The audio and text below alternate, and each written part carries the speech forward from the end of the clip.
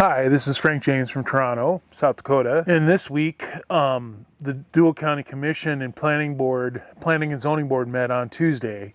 Most of the meeting was about the Planning and Zoning Board, where they were considering a request by Missouri River Energy Systems to rezone an area of ag land 2 miles north of Toronto to commercial industrial so that they can build a gas-fired power plant on the site.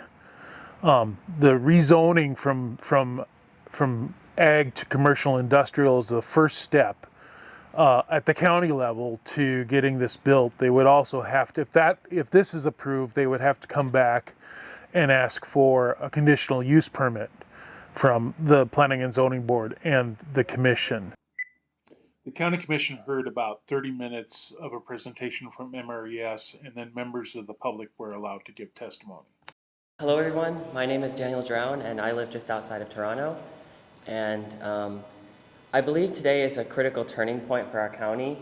In just the last 2 years, we have an unprecedented number of industrial projects that have been proposed here. And as I'm sure all of you know, we already have a lot here. Today we debate another power plant. However, more industrial development like this is not something that makes me or other residents feel better about our future here in Deuel County. We don't want to see more development projects continue to take over our communities.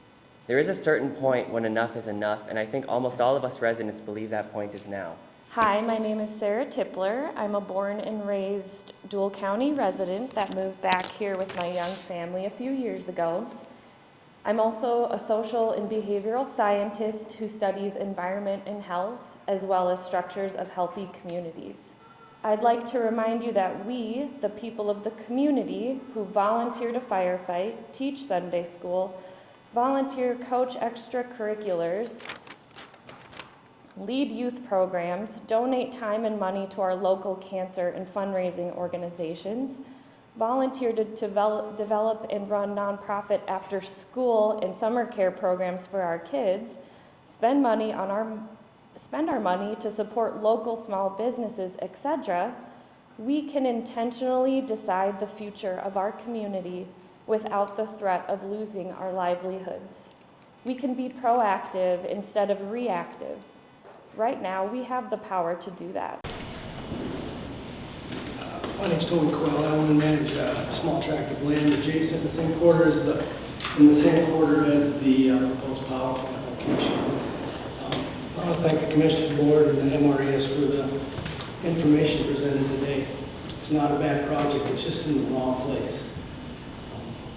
And this little tract of native prairie I own, there's 100 species of native plants, including small fringed gentian found in 4 locations in South Dakota, and hooded lady tress is found in one location in South Dakota. Hi, I'm Maddie Oftedal. I'm 16 and in line to take over the 6th generation farm. So I don't want this because as I look around, I look at all of the beautiful nature we have, all of the just wildlife, all of the plants, all the trees, all the bugs that you hear. Sometimes, yes, they're annoying, but just the sound of them.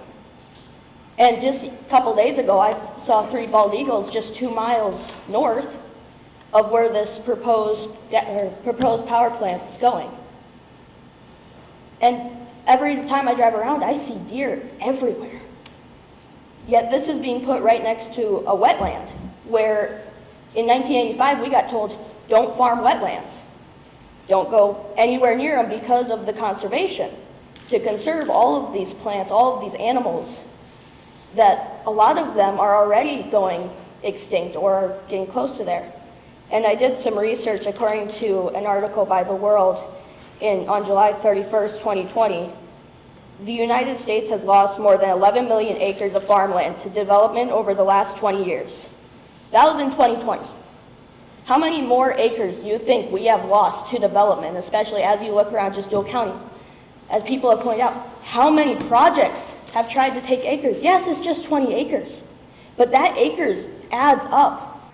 On Tuesday, the Planning and Zoning Board voted 4-1 to deny the request. Now, this is a recommendation that goes to the county. And the one vote for it was from Jay Grabow, who is the only county commissioner on the Planning and Zoning Board. Now, this is problematic because this is just a recommendation to the county commission, and it tends to indicate that Mr. Grabow would be willing to vote for this rezoning along with the other two votes on the county commission that tend to vote for this type of stuff or against us. The county commission in Deuel County is made up of 5 members.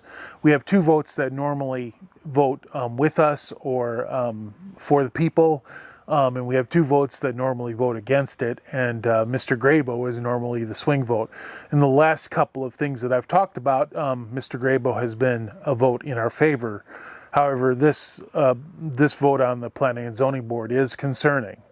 Now, the rezoning was only heard in the county commission meeting on Tuesday as the first reading. It has to come back on April 7th for the second reading, which would be the final vote by the county commission. So stay tuned, and even better, call your county commissioners, especially Mr. Grabow, and ask him to vote to deny this rezoning request. I also wanted to let you know that on March 4th, there's going to be a come and go informational meeting from 4 to 7 at the Gary Fire Hall about the Power On Midwest 765 kilovolt line that's proposed to run from Grant County down into Brookings County, and it is proposed to run in eastern Deuel County. This is one of the largest power lines that is used in the U.S.'s grid system, and there will be information about concerns regarding living with one of these power lines.